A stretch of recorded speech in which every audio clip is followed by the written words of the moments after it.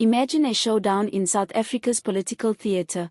A powerful civil rights group is demanding that the highest prosecuting authority reopens its files, re-examines its decisions, and possibly brings charges against one of the country's top ruling party figures. AfriForum's private prosecutions unit has turned up the pressure, calling on the NPA to reassess what they argue is a glaring corruption case against ANC Secretary-General Fikile Mbalula. This is no ordinary call, it's a demand for accountability, and the stakes are enormous, for politics, for justice, for public trust. The allegations stem from a 2018 Public Protector report about a family holiday to Dubai, during which funds to cover the trip were reportedly paid by companies linked to the Docrat family. The PP found that Mbalula had violated constitutional and legal obligations and referred the matter to the NPA to investigate whether the payments constituted money laundering or corruption. In its latest media statements, AfriForum's private prosecution unit has expressed shock at how much time has passed without decisive action. They point out that the Hawks, the anti-corruption police unit, handed the case file over to the NPA months ago, yet the NPA still has not made a public decision about whether to prosecute. This delay isn't just bureaucratic inertia in their view, it's a sign of selective justice, a reluctance to challenge the powerful. They accuse the NPA of being impotent when it comes to politically sensitive cases. AfriForum states that the allegations against Mbalula are straightforward. It's not a complex, esoteric financial scheme but rather a single transaction from a known company to cover a vacation. They argue that the NPA's rationale for refusing prosecution is weak. The NPA, in their letters, reportedly said the money was a loan that Mbalula repaid, and that there was no proven quid pro quo between him and the benefactors. But AfriForum counters that the public protector's findings rejected the notion of a loan, stating that if the media had not exposed the transaction, the repayment might not have taken place.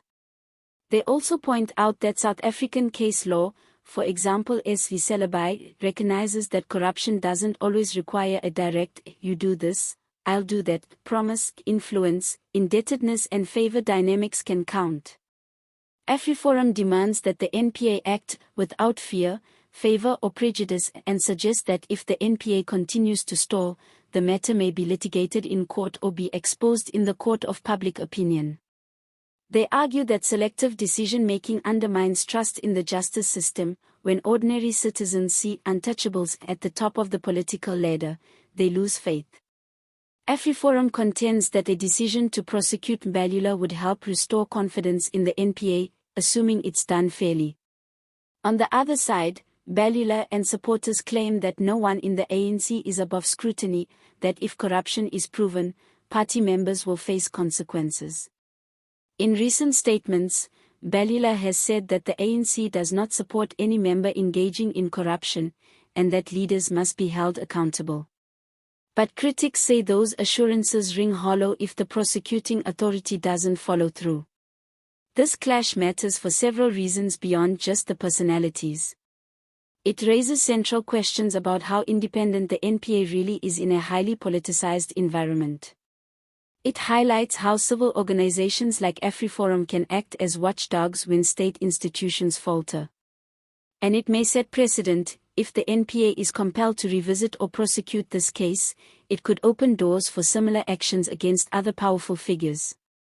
As you watch and engage with this controversy, ask, will justice be equal? Will those with power evade consequences while others suffer? And will the public trust in key institutions be rebuilt, or further eroded? If this story intrigues you, then you need to stick around.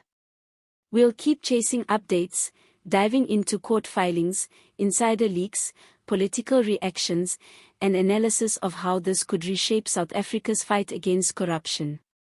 Hit subscribe, ring the notification bell, and comment below. Do you think AfriForum is forcing the NPA's hand, or is this more political theater than substance? Either way, the next chapter may decide whether a powerful can still be held accountable. Don't miss it. The story is just beginning.